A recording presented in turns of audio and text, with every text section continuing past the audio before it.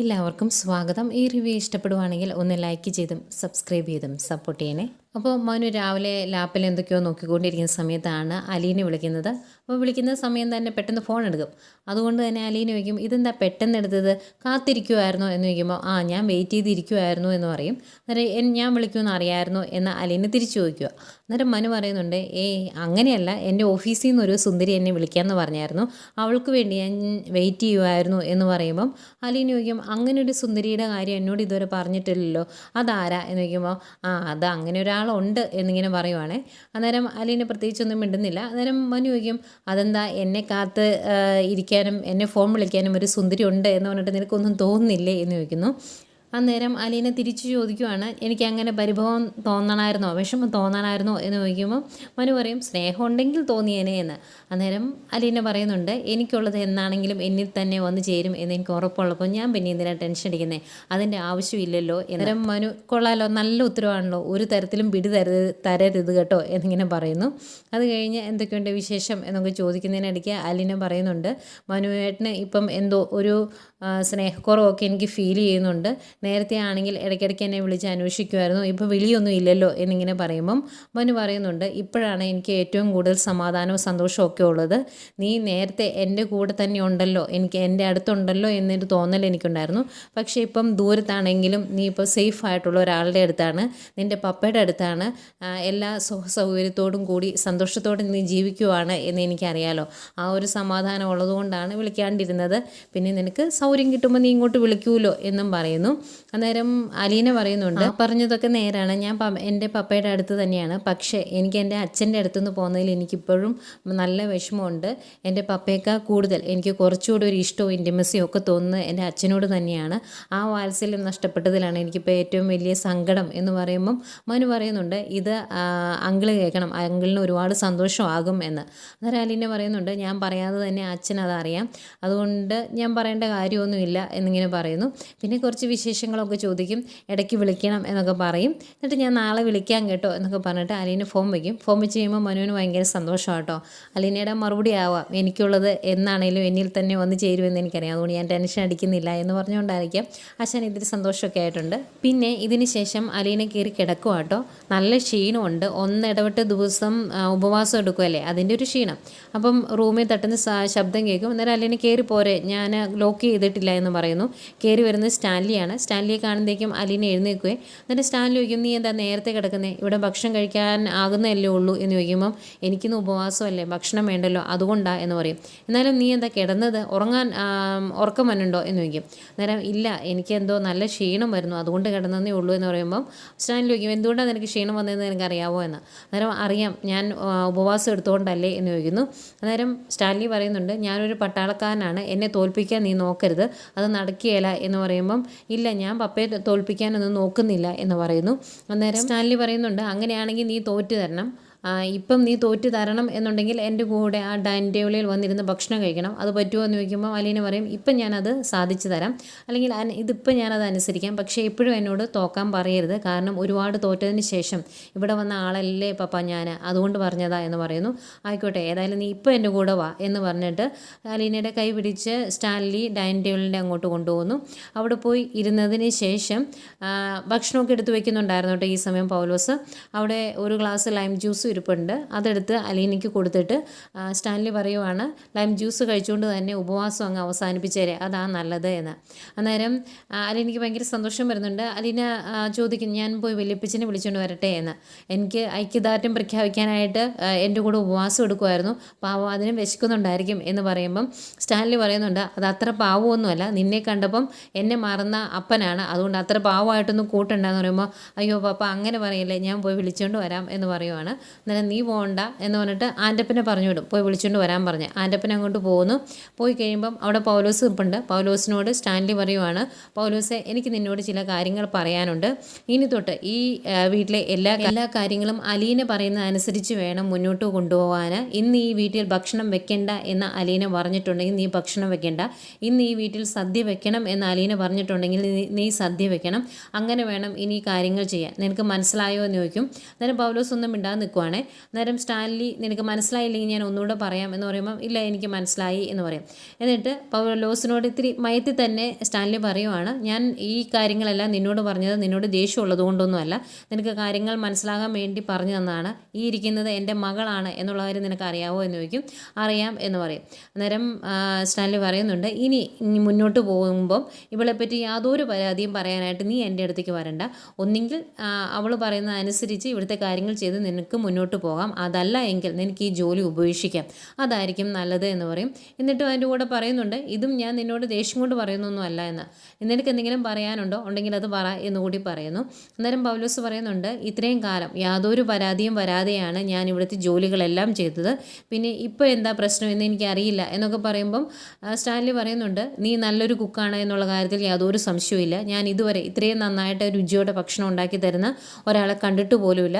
അതുകൊണ്ട് നിൻ്റെ കഴിവിനെയോ നിൻ്റെ ആത്മാർത്ഥതയോ ഞാൻ വില കുറച്ച് കാണുന്നില്ല എന്നൊക്കെ സ്റ്റാൻലി പറയും. എന്നിട്ട് ചോദിക്കുന്നുണ്ട്, ഞാൻ ഇപ്പോൾ പറഞ്ഞ കാര്യങ്ങൾ അംഗീകരിക്കാൻ നിനക്ക് എന്തെങ്കിലും ബുദ്ധിമുട്ടുണ്ടോ എന്ന്, എന്തെങ്കിലും ഉണ്ടെങ്കിൽ പറയണം എന്നുകൂടി പറയുന്നു. അന്നേരം പൗലോസ് പറയും, എനിക്കൊന്ന് ആലോചിക്കണം എന്ന്. അന്നേരം സ്റ്റാൻലി പറയുന്നുണ്ട്, ആലോചിച്ചു, നാളെ രാവിലെ വരെ നീ ആലോചിച്ചു എന്നിട്ടൊരു തീരുമാനം എടുത്തോ എന്ന് പറയുന്നു. എന്നിട്ട് പൊയ്ക്കോളാൻ പറയുന്നു. പൗലോസ് അങ്ങോട്ട് പോയി കഴിയുമ്പോൾ ഭയങ്കര സന്തോഷമാണ് അലീനയ്ക്ക്. അന്നേരം സ്റ്റാൻലി ഒരു ചെറു ചിരിയോടെ അലീനയെ നോക്കിയിട്ട് ചോദിക്കും, ഇത്രയും മതിയോ, നിനക്ക് സമാധാനമായോ സന്തോഷമായോ എന്ന് ചോദിക്കുമ്പോൾ മതി പപ്പ, താങ്ക് യു പപ്പ എന്ന് പറയുന്നു. എങ്കിൽ ഇനി ഭക്ഷണം എടുത്ത് കഴിക്ക്, ഉപവാസമൊന്നും വേണ്ട എന്ന് പറയും. അന്നേരം ആകെ സങ്കടം വരുന്നുണ്ട് അലീനയ്ക്ക്. അലീന ഇങ്ങനെ മുഖത്തേക്ക് തന്നെ നോക്കിയിരിക്കുവാണേ. അന്നേരം എന്താ എന്ന് ചോദിക്കുന്നെങ്കിൽ അലീന, സോറി പപ്പ, ഞാൻ പപ്പയോട് സമരം ചെയ്തു, അതുകൊണ്ട് എന്നോട് ക്ഷമിക്കണമെന്ന് പറയുമ്പോൾ അപ്പം സമരം ചെയ്തു എന്നുള്ള കാര്യം ശരിയാണല്ലേ എന്ന് ചോദിക്കുന്നു. അന്നേരം അലീന പിന്നെയും പറയും, സോറി പപ്പ, ഞാൻ അങ്ങനെ ചെയ്യരുതായിരുന്നു, നല്ലൊരു കാര്യത്തിന് വേണ്ടിയായിരുന്നു എന്നൊക്കെ പറയുമ്പോൾ സാരമില്ല, ഇനി ഭക്ഷണം എടുത്ത് കഴിക്കുക എന്ന് പറഞ്ഞ് ഭക്ഷണം സ്റ്റാൻലി തന്നെ പാത്രത്തിലേക്കെല്ലാം വിളമ്പി കൊടുക്കുവാണേ. അന്നേരം അലീന ഇങ്ങനെ നോക്കിയിരിക്കുകയാണ് അതെല്ലാം വിളമ്പി കൊടുത്തിട്ട് കഴിക്കാൻ പറയുമ്പോഴും. അന്നേരം സ്റ്റാൻലി ചോദിക്കും, ഇതെന്താ ഇങ്ങനെയെന്ന് ചോദിക്കുമ്പോഴത്തേക്കും, എനിക്ക് പപ്പ കുറച്ച് ഭക്ഷണം എടുത്ത് വായി വെച്ച് തരാമോ, എന്നിട്ട് ഞാൻ ഉപവാസം അവസാനിപ്പിച്ചോളാം എന്നൊക്കെ പറയുമ്പം സ്റ്റാൻലി ചോദിക്കും, അങ്ങനെയൊക്കെ ഉണ്ടോ എന്ന്. അങ്ങനെയൊക്കെ ഉണ്ട് എന്ന് പറയുമ്പം സ്റ്റാൻലി അതിൽ നിന്ന് കുറച്ച് ഭക്ഷണം എടുത്തിട്ട് ആ ഫോർക്കിൽ തന്നെ എടുത്ത് കൊടുക്കും. അന്നേരം അലീന പറയും, എനിക്ക് ഇങ്ങനെ വേണ്ട, ഇത് വെറും ഇരുമ്പല്ലേ, എനിക്ക് എൻ്റെ പപ്പയുടെ കൈകൊണ്ട് തന്നെ തന്നാൽ മതി, എൻ്റെ പപ്പ എൻ്റെ ജീവിതത്തിൽ ആദ്യമായിട്ട് എനിക്ക് തരുന്ന ഭക്ഷണമല്ലേ എന്ന് അലീന പറയുമ്പം സ്റ്റാൻലി ചോദിക്കും, ഇതൊക്കെ ചീപ്പായിട്ടുള്ള സെൻറ്റിമെൻറ്റ്സ് അല്ലേ എന്ന്. അന്നേരം അലീന പറയും, അത് പപ്പയ്ക്ക്, എനിക്ക് അങ്ങനെയല്ല എന്ന് പറയുന്നു. ഏതായാലും സ്റ്റാൻലിയുടെ കൈകൊണ്ട് തന്നെ കുറച്ച് ഫുഡ് എടുത്ത് അലീനയുടെ വായിലോട്ട് വെച്ച് കൊടുക്കുന്നു. അലീനയ്ക്ക് ഭയങ്കര സന്തോഷമായി. സ്റ്റാൻലിക്ക് സന്തോഷമൊക്കെ ആവുന്നുണ്ട്, കണ്ണൊക്കെ ഒന്ന് നിറഞ്ഞു വരുന്നുണ്ട്, ഭയങ്കര സന്തോഷമൊക്കെ വരുന്നുണ്ട്, അത് അത്രയ്ക്ക് അങ്ങ് കാണിക്കുന്നില്ല പുറത്തോട്ട്. ഏതായാലും അത് കഴിഞ്ഞ് അലീന കുറച്ച് ഭക്ഷണം എടുത്ത് സ്റ്റാൻലിക്ക് കൊടുക്കുക. അന്നേരം ഇതെന്താ എനിക്ക് വേണ്ട എന്ന് പറയുമ്പോൾ, വേണം, ഇത് പപ്പയ്ക്ക്, പപ്പയുടെ മോള് ജീവിതത്തിൽ ആദ്യമായിട്ട് തരുന്നതാണ്, പപ്പ കഴിച്ചേ പറ്റുള്ളൂ എന്ന് പറയും. അന്നേരം സ്റ്റാൻലി തുറക്കും, സ്റ്റാൻലിയുടെ വായിലോട്ട് അലീന അത് വെച്ച് കൊടുക്കും. സ്റ്റാൻലിക്ക് ഭയങ്കര സന്തോഷമാകുന്നുണ്ട് കേട്ടോ, പുറത്ത് കാണിക്കുന്നില്ല, എന്നാലും ആ മുഖത്ത് ഇടയ്ക്കിടയ്ക്ക് ഒരു സന്തോഷം മിന്നി മറിഞ്ഞ് പോകുന്നു. അന്നേരം സ്റ്റാൻലി പറയും, എങ്കിൽ ഇനി ഇരുന്ന് കഴിക്കുക, സന്തോഷമായില്ലേ നിനക്ക് എന്ന് ചോദിക്കും. അന്നേരം സന്തോഷമൊക്കെ ആയി, പക്ഷേ ഞാൻ വലിയപ്പച്ചനെ വിളിച്ചുകൊണ്ട് വരട്ടെ, ഞാൻ പോയി വിളിച്ചുകൊണ്ട് വരാമെന്ന് പറയും. ആയിക്കോട്ടെ എന്ന് പറയും. അലീന വലിയപ്പച്ചനെ വിളിക്കാൻ അങ്ങോട്ട് പോകുമ്പോഴും ഭയങ്കര സന്തോഷത്തോടെ കണ്ണൊക്കെ നിറഞ്ഞിങ്ങനെ കുറച്ച് നേരം ഇരിക്കുന്നുണ്ട് സ്റ്റാൻലി. അത് കഴിഞ്ഞ് സ്റ്റാൻലി ഭക്ഷണം കഴിക്കുന്നു. ഈ സമയം കൊണ്ട് അലീന മുകളിൽ ചെന്നു. എന്നിട്ട് വലിയപ്പച്ചനെ ഭക്ഷണം കഴിക്കാൻ വിളിക്കുവാണ്. ആൻ്റപ്പനെ വിളിക്കാൻ വേണ്ടി വിട്ടതാണ്, അവൻ ഏത് വഴി പോയി എന്നറിയില്ല. ഏതായാലും അലീന പോയി വലിയപ്പച്ചനെ വിളിക്കും.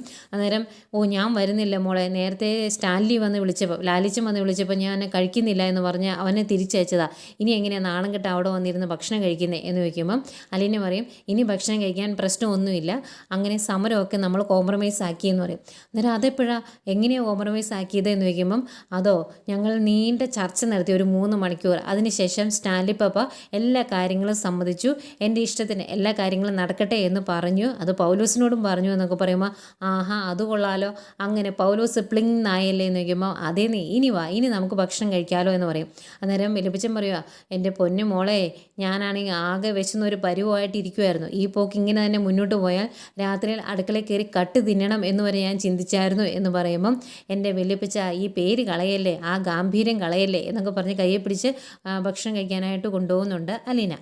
അത് കഴിഞ്ഞ് പിന്നെ കാണിക്കുന്നത് പിറ്റേ ദിവസം രാവിലെയാണ്. സ്റ്റാൻലിയും വലിയപ്പച്ചനോട് നടന്നു വരുവാണ്. അന്നേരം സ്റ്റാൻലി സ്പീഡിൽ നടക്കുമല്ലോ. അന്നേരം വലിയപ്പച്ചൻ വിളിച്ച് പറയുന്നുണ്ട്, എടാ ഒന്ന് പയ്യെ നടക്കുക, എനിക്ക് നിൻ്റെ അത്രയും സ്പീഡിൽ നടക്കാൻ പറ്റത്തില്ല, നിൻ്റെ പ്രായമല്ലല്ലോ എനിക്ക് എന്നൊക്കെ പറയുമ്പം, അപ്പച്ചൻ പയ്യെ നടന്ന് വന്നാൽ മതി, ഞാനങ്ങ് നടന്നോളാം എന്ന് പറയും. അന്നേരം വലിയപ്പച്ചൻ ചോദിക്കുന്നുണ്ട്, നീ എന്താ ഇപ്പം രാവിലെ എഴുന്നേറ്റ് നടക്കാമെന്നൊക്കെ തീരുമാനിച്ചത്, അങ്ങനെ ഒരു തീരുമാനത്തിൻ്റെ കാര്യം എന്തായിരുന്നു, ഇവിടെ വേറൊരാൾ വന്നതിൻ്റെ മാറ്റമാണോ എന്നൊക്കെ ചോദിക്കുമ്പം സ്റ്റാൻലി പറയുന്നുണ്ട്, അതിൻ്റെ മാറ്റം മറ്റോ ഒന്നുമല്ല. ഇപ്പം ഞാൻ അവളുടെ മുമ്പിൽ ഒന്ന് തോറ്റു കൊടുത്തത് വേറെ ഒന്നും കൊണ്ടല്ല, അവൾക്കും എന്തെങ്കിലും ഒരു സന്തോഷം വേണ്ടേ എന്നോർത്ത് ഞാൻ അങ്ങനെ ചെയ്തു എന്നേ ഉള്ളൂ. പക്ഷേ എപ്പോഴും ഞാൻ അങ്ങനെ തോറ്റു കൊടുക്കത്തൊന്നുമില്ല എന്ന് പറയുമ്പം വല്യപ്പച്ചൻ പറയുന്നുണ്ട്, അതൊക്കെ നിൻ്റെ തോന്നൽ മാത്രമാണ്. നിൻ്റെ കൂടെ കൂടിയേക്കുന്ന അവളുണ്ടല്ലോ, അവൾ നിന്നെക്കൊണ്ട് യുദ്ധം ചെയ്യിപ്പിക്കാനും ജയിപ്പിക്കാനും കഴിവുള്ളവളാണ്. അവൾ ഒരു കാര്യം വിചാരിച്ചിട്ടുണ്ടെങ്കിൽ അത് നേടിയെടുത്തിരിക്കും. അത് നിൻ്റെ മോളായതുകൊണ്ട് തന്നെയാണ് എന്ന് പറയുന്നുണ്ട്. അന്നേരം സ്റ്റാൻലി പറയുന്നുണ്ട്, അങ്ങനെ ഞാൻ എല്ലാം ഒന്നും സമ്മതിച്ചു കൊടുക്കത്തില്ല എന്ന്. അന്നേരം വല്യപ്പച്ചൻ ചോദിക്കും, നിന്നോട് ആരാ രാവിലെ എഴുന്നേറ്റ് നടക്കാൻ പറഞ്ഞേ? ഇതൊന്നും നിനക്കില്ലായിരുന്നല്ലോ, കുറേ നാളുകളായിട്ട് നിർത്തിവെച്ചതല്ലായിരുന്നോ എന്ന് ചോദിക്കും. അന്നേരം സ്റ്റാൻലി പറയുന്നുണ്ട്, കുറേ നാളല്ല, ഒരു 4-5 വർഷമായിട്ട് നിർത്തിവെച്ചിരുന്നതാണ്. പിന്നെ ഇപ്പം അങ്ങ് തുടങ്ങി എന്നേ ഉള്ളൂ. അതാകുമ്പോൾ എനിക്ക് കുറച്ച് ഊർജ്ജസ്വലതയൊക്കെ കിട്ടും എന്ന് പറയും. അന്നേരം അത് തുടങ്ങാനുള്ള കാരണം എന്താ എന്ന് വല്യപ്പച്ചൻ പിന്നെയും ചോദിക്കുമ്പം സ്റ്റാൻലി പറയുന്നുണ്ട്, അവൾ എന്നെ ഉപദേശിച്ചത് കൊണ്ടോ അല്ലെങ്കിൽ എന്നെ പേടിപ്പിച്ചത് കൊണ്ടോ ഒന്നുമല്ല. എന്നോട് പറഞ്ഞു രാവിലെ എഴുന്നേറ്റ് ഒരു 3/4 മണിക്കൂർ നടക്കുവാണെങ്കിൽ പപ്പയുടെ പ്രായം ഒരു പകുതി കുറയുമെന്ന്. അതുകൊണ്ട് ഞാനതങ്ങ് ചെയ്തതേ ഉള്ളൂ. അതിൻ്റെ ഒരു വ്യത്യാസം എനിക്കില്ലേ എന്ന് ചോദിക്കുമ്പം വല്യപ്പച്ചൻ ചിരിച്ചുകൊണ്ട് പറയുക, ആഹാ, അപ്പം നിനക്ക് അവൾ പറഞ്ഞ് കേൾക്കാൻ അറിയാമല്ലേ, കുറച്ചൊക്കെ അനുസരിക്കാൻ അറിയാമല്ലേ?